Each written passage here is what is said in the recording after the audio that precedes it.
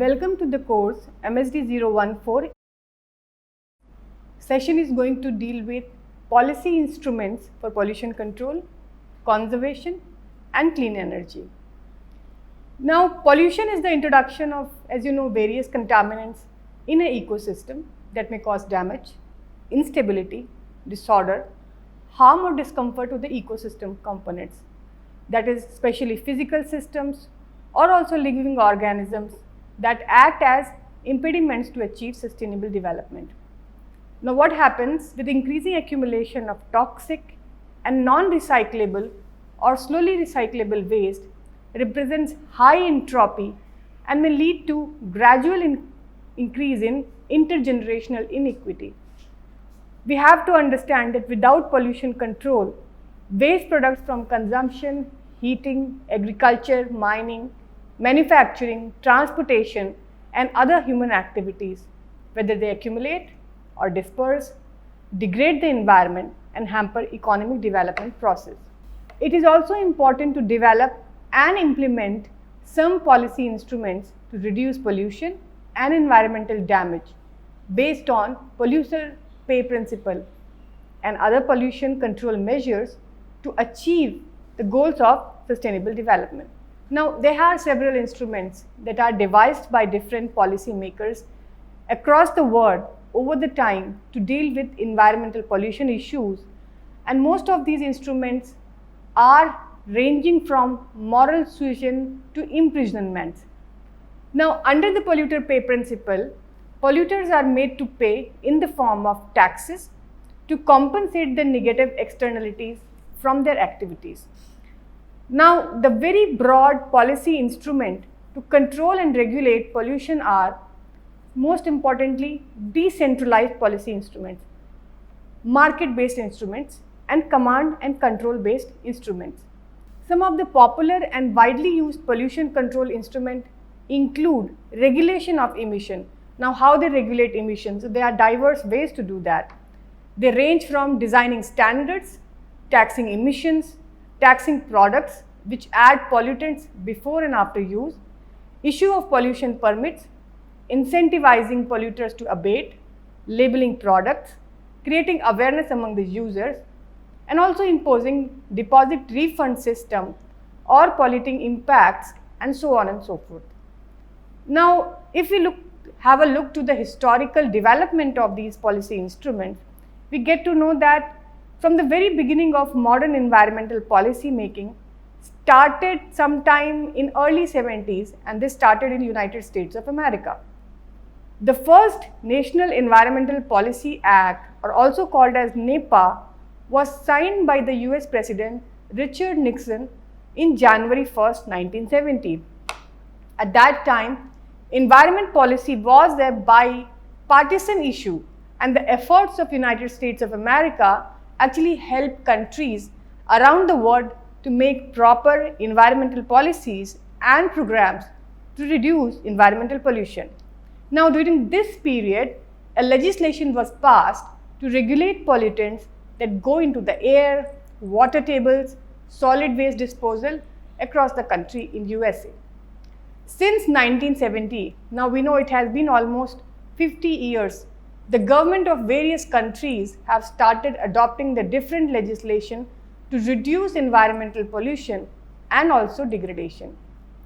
All the policy instruments for protecting and sustaining ecological resources have a very common goal, and this common goal is to achieve ecological improvements that includes reduction in carbon dioxide emissions and other GHGs. This avoids negative and create positive impacts in other areas of the society. We have to understand that policy instruments that attain sustainable management and help in attaining sustainable management of ecological resources are basically classified into three groups. The first one is decentralized. Now, this is a moral suasion. Second is command and control. This is direct regulation, such as ambient, influent, or technology standards that are combined with enforcement. And the third one, market-based instruments such as emission tax, subsidies, and also tradable permits. Now, when I talk about decentralized policy instruments, there are certain things to keep in mind. Moral suasion is persuasion exerted or acted through and upon the moral nature or sense, and it basically aims to manipulate the cultural environment. This means that this approach is considered as one of the most important means adopted by various environmental authorities across the world in different countries to reduce environmental degradation and depletion of resources.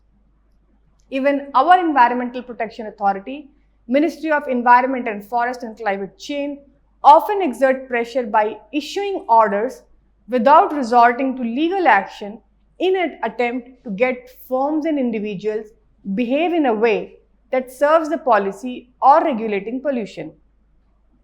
It also involves attempts to change the preferences of economic agents without adopting command and control measures and without directly changing price and incentive structure. Now here is the important context, and that says that the most important objective of moral suasion is providing information about the ecological consequences because of increasing anthropogenic pressure. And there are diverse examples of this moral suasion as an environmental policy instrument. And these are financing the campaigns to raise public awareness, product labeling requirements, voluntary agreements by the polluters or emission targets, subsidization of research and development for alternative eco-friendly technologies, and financing the basic research. Now, if I talk this entire approach and instrument with a neoclassical economist perspective, we get to know that they were really dismissive of moral suasion approach, and they said this is basically a reflection of the assumption of given preferences and consumer sovereignty. Moral suasion approach to change preference of the consumer and firms and government pertaining to environmental sustainability assumes a significant place in our democratic society. Now to the next regulation, that's called as command and control regulation. Command and control regulation or command and control instruments are basically direct form of regulation. These instruments have been the dominant method of environmental regulation across most of the countries. Now, while framing the early environmental policies of 1970s to reduce pollution and environmental degradation, policymakers instituted standard-based system. Now, keeping in mind the prevailing legal traditions of dealing with the activities deemed excessive by the society. Command and control pattern of regulation sets a uniform target for how much firms should emit by dictating the production process that should be carried out in their facilities. Broadly, there are two types of command and control regulations. The first is technology-based and second, performance-based. Now, these regulations set the standards which can be emission-based, they can also be product-based, they are ambient-based, and also these are technology-based. Now, they are mostly used for pollution control and sustainable management of common property resources. These instruments, which are currently in use, operate at actually different stages of production in pollution generation process, and these include input used, production technique, emission output, location of emission, and ambient pollution levels. Now, a emission-based standard puts up a regulation in form of non-emitting form, then X units of pollution. For example, carbon dioxide, SOx, sulfur dioxides, per unit of fuel or per unit of time. So, that is in per unit of output. So, in general, these measures are not cost efficient because they tend to be applied uniformly across the polluters, and making emission reduction targets the same across polluters may lead to inefficient outcomes. So, command and control regulation should state that emissions should be actually low as a reasonably achievable target. Now, examples of direct regulation in India are many. That includes control and abatement of air pollution. For example, Air Act 1982, then 1987, Prevention and Control of Water Pollution, the Water Act. Then there are standards for hazardous waste disposal that are under Hazardous Waste Rules 1989, and restrictions on the dangerous substances that include the manufacture, storage and import of hazardous chemical rules, that is under 1989. So under direct regulation, a government can ban substances or production techniques if they deem to be dangerous for human well-being and as well as natural resources. Now, some environmental economists consider command and control approach as economically inefficient because overall compliance costs are not minimized, and dynamically inefficient once the standard is achieved. The polluter has no incentive to basically go further. But in case of zero emission option or ambient concentration, this command and control instrument are most preferred options. Then what is the best policy? The best policy is to put a complete ban on pollutant, as has happened in case of many pesticides which are very dangerous for sustainable development. For example, DDT or 2,4-D, where ban has been imposed. Now the third one is an important policy instrument is a market-based instrument, also called as MBIs. So as we know that ecological resources are public goods and these are not exchanged in conventional markets. Therefore, no price emerges to indicate relative scarcity of these resources such as air, water and forest. Now economic activities generate pollution that leads to cost to others, that is called as externalities, and we have discussed this approach in previous sessions. In order to understand the logic of adoption of economic instruments to reduce pollution, one has to understand why pollution rises. Now economists consider pollution as a market failure which arises because of the polluters and because of the development. The underlying premise for market-based instrument is basically to correct this market failure by placing a cost on the release of pollutants and the contaminated items. These instruments are designed in such a way that they can internalize the externalities into decision-making process by putting up a charge, fee or tax on every unit of effluent and contaminated polluted released in the water, in the river, influences the manufacturer's decision regarding how much he will produce and how much he can produce. Now the manufacturer must minimize total production cost that consists not only of labor, material, machinery and energy input, but also of the effluent output. It is sometimes evident that due to higher pollution charges or taxing, the manufacturer decides to modify and alter the core production process by installing latest technologies or working with new materials which reduce the waste generation and pollutants. Now what are the common type of MBIs?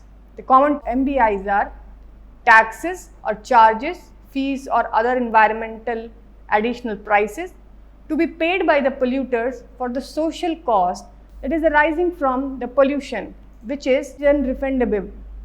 The second one is subsidies that are provided to induce the individuals to alter or comply with the environmental standards stipulated by a regulatory authority. Now third one is deposit, refund or a rebate system, where a surcharge is put on the price of a product leading to an environmental resource depletion or also pollution, which can be then refunded if the product is recycled or depleted resources are restored or regenerated.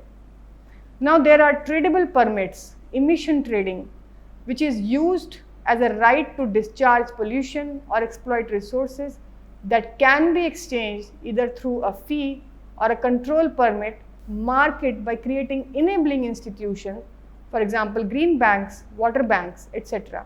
Now, example of these permits include carbon trading also, because through tradable permits for GHG emissions, marketable quotas for fish harvesting, tradable depletion rights for mineral and water use, and marketable discharge permits for waterborne effluents and pollutants. Now, these marketable instruments offer a very dynamic incentive and can help to ensure that a given target is met if combined with an appropriate allocation of emission allowances. Now, there is another approach that is called as compensatory incentive for conservation of environmental resources. Now, this is very similar to subsidies in the market or financial instruments or inducements which are created for certain individuals who bear the cost of environmental improvement or who possess unique environmental resources. Now, talking about market-based instruments, and especially in developing countries, we know that as we discussed about market-based instruments, they are widely used across in different developed countries and are found to be very effective in reducing pollution and improving the quality of environment in the countries. But when the question is about how relevant these instruments have been for developing countries, the experience of developing countries in implementing these market-based instruments has been a very poor and has also proved not to be a very effective approach in reducing pollution and enhancing the quality of environment. The reason could be lack of adequate enforcement mechanism. It can also be because of the popularity of implementing MBIs is gaining strength among the fast-growing economies like South Korea, Malaysia, and also Chile. The reason of slow growth of and slow progress of MBI implementation in developing countries like India, Bangladesh, Indonesia, and Pakistan, and other countries can be attributed to the problem of asymmetric and improper information and also corruption. Now, regulators need to know less about the magnitude of pollution, and this is also the case that regulators are in these countries knowing not much about the magnitude of the problem of pollution and the polluters. Despite that, there are still some good examples to be shared for MBIs that are in practice in developing countries and economies which are now undergoing transition phase in last couple of years. It is also evident that there are charges for exceeding emission limits in Korea and China, but these incentives are generally very weak due to the charge level being very low and with no incentive for polluter to adjust technologies or output. There are effluent changes in the palm oil industry in Malaysia, and the deposit refund schemes in Korea and Taiwan are the example of market-based instruments in reducing pollution and enhancing the program for environmental conservation. Now, tradable water rights are very popular in Chile, and the market for water is growing at a very fast rate. And the concept of water bank is also gaining a lot of momentum at the moment in United States of America to reduce water pollution and conserve water resources. Now, coming to the end of this discussion of this session on policy instrument, would like to summarize what we discussed today. Now, one thing is very important, and it is very essential to develop and implement policy instruments to reduce pollution and environmental damage based on polluter pay principle and other pollution control measures to achieve the goals of sustainable development. Now, under the polluter pay principle, polluters are made to pay in the form of taxes to compensate the negative externalities from their activities. So, the broad policy instrument to control and regulate pollution are decentralized policy instruments. So, these are market-based instruments and command and control instruments as we discussed. Popular pollution control instruments include regulation of emission by designing standards, taxing emissions, taxing products which add pollutants before and after use. Now, issue of pollution permits, incentivizing polluters to abate, labeling products, creating awareness among the users, imposing deposit refund schemes on polluting principles products are some of the examples. Now, moral suasion is a persuasion exerted upon and through the moral nature or sense. This is considered as one of the important means adopted by various environmental regulatory authorities of different countries of the world, and this helps to reduce environmental degradation and depletion. Now, command and control measures through the use of emission limit value and environmental quality standard are a key aspect of environmental legislation, and this keeps to ensure and helps to ensure that emissions fall and that the quality of the environment is respected.